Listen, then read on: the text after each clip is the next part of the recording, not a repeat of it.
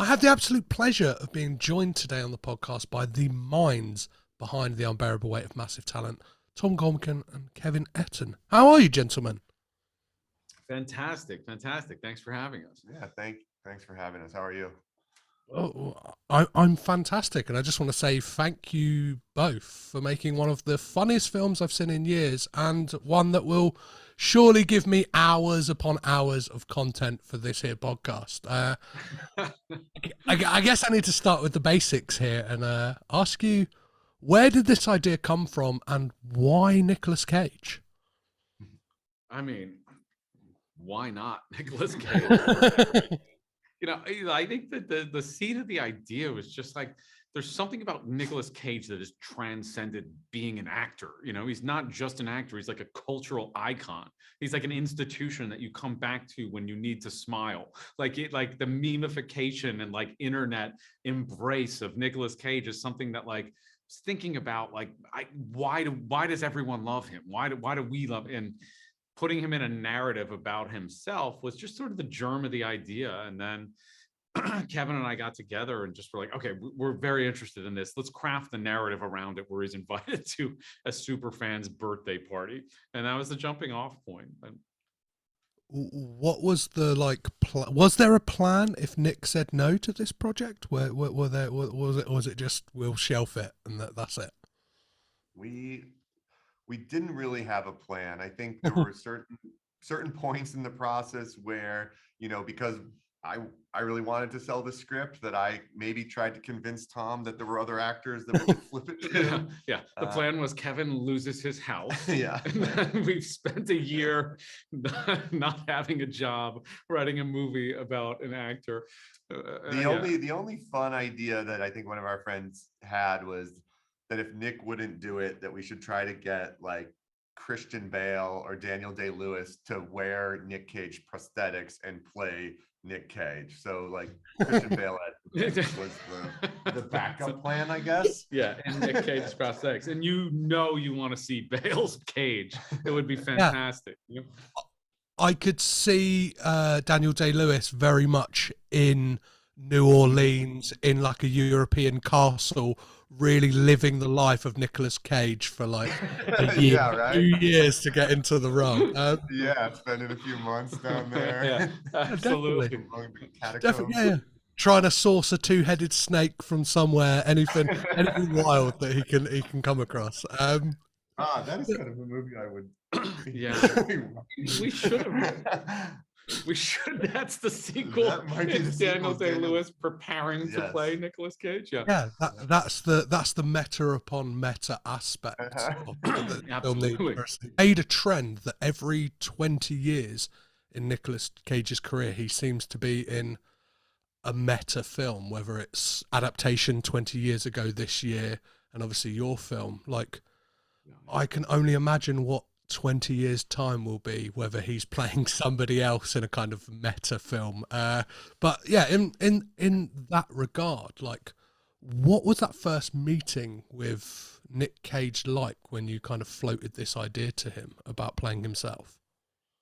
Well, we had been through the roller coaster already because we wrote the entire script. So we had that and to give him, and he was not sure that he wanted to do it. And then Kevin and I had written him a letter detailing why we thought it was a great idea to do it.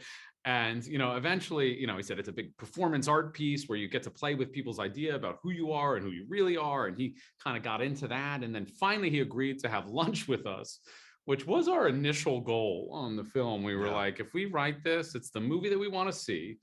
And if Nick Cage agrees to have like a salad in Los Angeles with us, it would really make us, it would make it worth it. So we get there, and you have to understand, like, for about a year and I don't know, a year and 6 months, or, at this point, all we've been thinking about is Nicolas Cage. So it was really, and we get there and I said, we've been thinking about you for so long that this is like the most surreal moment. And he was like, it is very surreal for me too. And we were like, just sat down. He's like, we're all kind of weirded out at the beginning. And we just said, hey, look, we're massive fans of yours and we want this to be like a reverential celebration of your catalog. And he sort of eased into, being friends and collaborators with us. So obviously, yeah, Nick in interviews has referred to you guys as the Mind. Do you mind explaining what that nickname means at all? I think that it started out, sort of like he would see the two of us, after takes talking and discussing, and then Tom would come over and he would go, okay, here comes the mind, like, Yeah. and so it was a way to kind of, at first I think it was a little dig, but it was a loving sort of, I know that you guys are taking this as seriously as I am, because, Nick, I will say that his mind is, so fast, and he's so knowledgeable about film, and he has such a clear idea of like what he wants to do, in these roles. And with us, we would find Tom would get the text, but it would be, coming at 4:30 in the morning the day before we were shooting, all his notes, all his ideas, all his thoughts from his mind of what he wanted to accomplish. And so it was a melding of minds during the day. Yeah, and you have to understand, Cage would, or the Cage would would get on his elliptical machine every morning from like 3 to 4:30, and he would reread the script, and he have all these thoughts about it. And so Cage, despite his protesting this idea, he is an overthinker, and he's thinking about the role constantly. We'd constantly be thinking about it as a result of his texts he would send after rereading the script, and then we would all sort of get together. So when he saw us approaching, he would be like, "Oh God, here comes the mind. Here comes the mind. They've got something in store for me." And oftentimes it was like, because he has so many things to do in the movie, he would be like, just don't tell me it's more dialogue, please. It's like, Well, I've had the pleasure on this podcast to talk to so many people who've worked with Nick, and one of the things that's always brought up to me is like how he just knows the script back to front, and he's always coming up with ideas. Whether it's Brian Taylor with Mum and Dad, he wanted to, let's do the hokey cokey as I destroy this pool table, or Color Out of Space. It was an idea that was kibosh, but it's like, maybe my character wears a peg on his nose. Like, what were the kind of ideas that Nick came to you guys with, and what kind of like saw it to the screen? Like, yeah, what were some of those kind of ideas he floated to you guys? The best one was, there's a scene where Nick and young Nick are at a bar having a drink, and the way we had scripted it was young Nick would kiss Nick on the cheek, and Nick came to us that morning and said, I think it should be like a very deep French kiss that you're Nick. And we were, of course, just like, yes, please, this is, we could never, we best never would possible idea. Yeah, exactly. We would actually be terrified to pitch that to Nick. You've got a French kiss yourself. So he would come up with those things all the time. He came up with the line right after that, like, you tell him Nick Cage smooch is good, was his line that he wanted to, which is great. In the screening I was in, that got like rapturous, like laughter and applause. Like everyone loved that moment. So in regard to the character of Nicky, shall we call him, the younger Nick Cage, like, what was it about that kind of high kicking, money throwing Terry Wogan era, like that performance and that kind of appearance that Cage gave, that made that the sticking point, given there's so many Cages to pick from? Yeah, I mean, the movie was just like a long exercise in finding the best Cage, and so part of that, for Nicky, there was technical considerations like directorial ideas where, like, how far could we actually de-age him with it still looking acceptable? So there's some technical things within our budget, because the further you go, the more sort of artistry you need, the more time it takes, and it expands the cost. And so there was that, but then it was like, okay, what's the best version? It can't be a character that he's played in a movie, because that's not him. It has to be a version of Nick. And Nick brought the Wogan interview to our attention, and he said, I just look at this guy and I find him so obnoxious that, like, I want the opportunity to go back into his skin and make him the villain in the film. And of course, it's one of those things we were like, okay, that sounds fantastic. We love the hair, we love the differentiation, and we loved that type of character, that brash, like over the top kind of thing where Nick can channel his expressionistic ideas about performance into. And I, of course we had no idea how it was going to work, and we thought it came out, pretty cagey.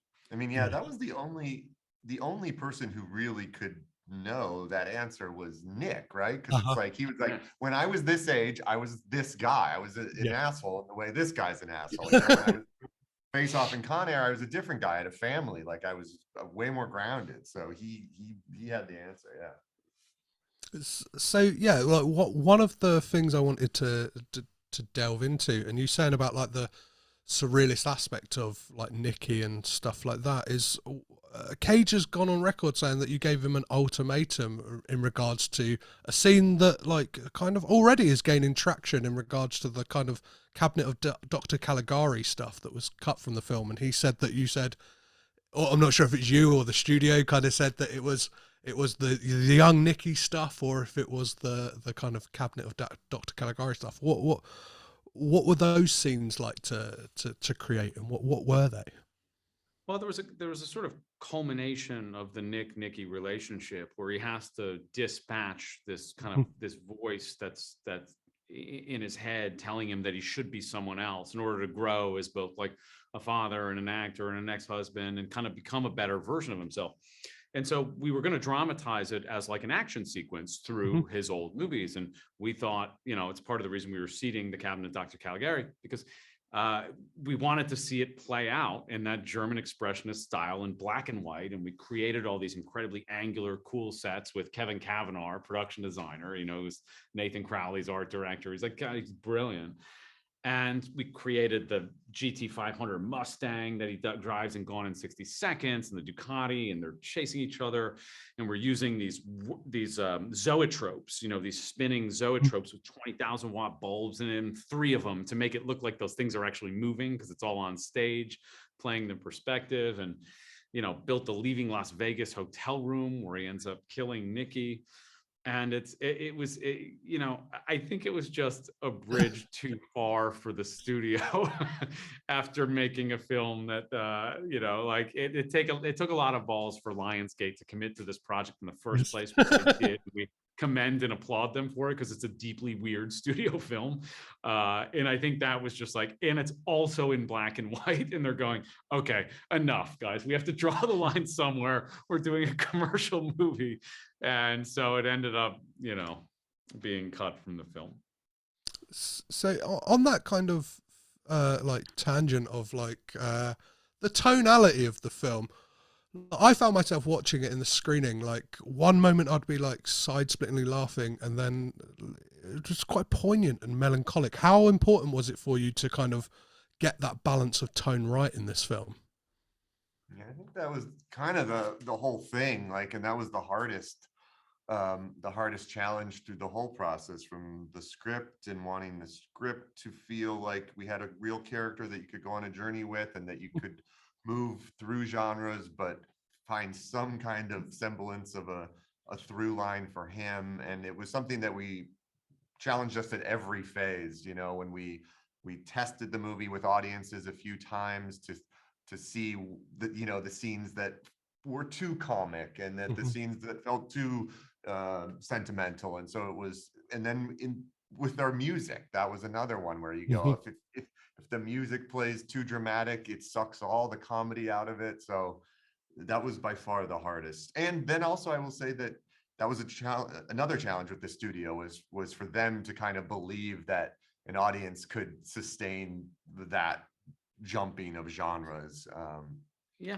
And Kevin and I talked about this a lot when we were writing the script. We said, look, if we don't make you emotionally attached to this character and move you in some way where you're willing to actually get behind this version of Nicolas Cage, then it's a sketch. It's not a film. It's a parody, and we didn't want that. We wanted some sincerity involved in this thing, because it is a celebration of his work. So, that was the starting point where we said, okay, we're gonna ask the actors to take everything that they're doing seriously, let the script do the work, and try to find like a backbone of this thing tonally that didn't stray too far. And we test the limits of it at times with some odd moments, and We said we had a funny scene that we had to cut. I was talking about where after they drop acid, Nick and Pedro end up in a church, and Nick looks up and he sees Jesus, and Jesus turns to him and says, I'm so sorry to be this guy, but I absolutely loved you in, Bad Lieutenant. Port of Call, New Orleans. And it was funny, but it was like, Nick's going, oh, thank you, Jesus. Thank you. I was very happy with how it came out, It was too much ultimately for the film to kind of bear, but a lot of fun stuff. It was a lot of trial and error, tonal trial and error. How was it finding that balance between, obviously you expect the film to kind of bring in a new audience that don't have, like me, who's kind of seen every single Nicolas Cage film. Like, how was it kind of finding that balance of getting stuff that was like enough to draw people in, but not being like too niche where it's like, this is just for the kind of like the SWATs, do you know what I mean? Like the Uber fans. Yeah. Well, yeah, we thought like there's a lot of references in the movie, both visual and verbal. And we thought like this movie should work even if you've never seen a Nicolas Cage movie. You should buy into a guy that doesn't feel like he's where he should be in his life and career and has some growing to do. And we dramatized the idea that there's a voice in his head holding him back and he needs to overcome it. And we thought there's like a universality to that very simple construction of a story. And we thought the best version of this movie works on its own. And just as a narrative, and that was like an important thing for us. Perfect. Well, I guess like one of the kind of central relationships in this film, more so than a romantic relationship, is that bromance between Nick and Harvey. How important was it for you guys to kind of get that chemistry right between those two characters? And obviously, seeing the film, it's like, couldn't have had anyone better than Pedro Pascal. How was it working with him and kind of seeing that chemistry live? Yeah, I mean, I think we really, Pedro was the key to making the film work. Obviously, we needed Nick, but then if that character doesn't work, the film doesn't work. And partly when we were thinking about that role, we had the chance to have lunch with Pedro, and he said to us right away, he's like, you know what, guys, I don't care if I don't get the film. Obviously, I want it, but like, I just want to talk to you guys about Nick Cage because I'm a true fan, and he was. So he is the absolute fanboy. So that when we were making that decision, it was hard because Pedro hasn't done big comedy movies, right? But ultimately, we just said like, he's a really great actor. And he is this guy, and so he is going to act. He's going to know how to act that fanboy role, and so we took a little bit of a leap of faith in that way, but it obviously worked out. Yeah, and there was when Pedro finally got to set, he came in. We've seen him play like very macho like roles, like the Viper and Narcos, and you see him as this guy. But when you meet Pedro, there's like this inherent kind of sweetness and softness to him, and he's like a character. And we thought, oh, this is the guy. But so Pedro came and he said, I've got some ideas about how to play it, and they were more sort of macho guy. They were more of like the guy that the CIA says he is, right? Says he's this like gangster character. And so Pedro and I had a long talk at the beginning where I said, no, I want the guy who's more like Pedro. I want this like sweet super fan, because Nick is going to play the gruff Charles Bronson version of Nicolas Cage, and like that sort of that dynamic made us both smile. And we were like, that's the alchemy we're looking for. That's the type of like sort of winning chemistry we thought might work. Well, yeah, he kind of really kind of encapsulates what it is to be a Nicolas Cage fan, and like I found myself kind of being like, he's a surrogate for all of us kind of Nickheads, as I call it. So That's exactly right. It's been an absolute pleasure talking to you guys. Would you ever take on another project like this? Is there another actor in your crosshairs, or is there another Nick Cage project you would like to do? Would you like to work with Nick again? I can imagine it would have been a lot of fun. I would love to work with Nick again. We don't have any other actors in this type of world, but like I think it'd be so fun to work with him. It's always nice to have someone there on your project that cares about it as much as you do. And Kevin and I care deeply about the work that we're doing. and Nick was right there with us, and that was really kind of, I'd absolutely dive into that pool again. Absolutely, yeah. Amazing. Well, it's been an absolute pleasure talking to you guys. Hope you enjoy the rest of the junket and it's not too much hassle. Again, thank you so much for your time. Great talking to you as well. Thank you.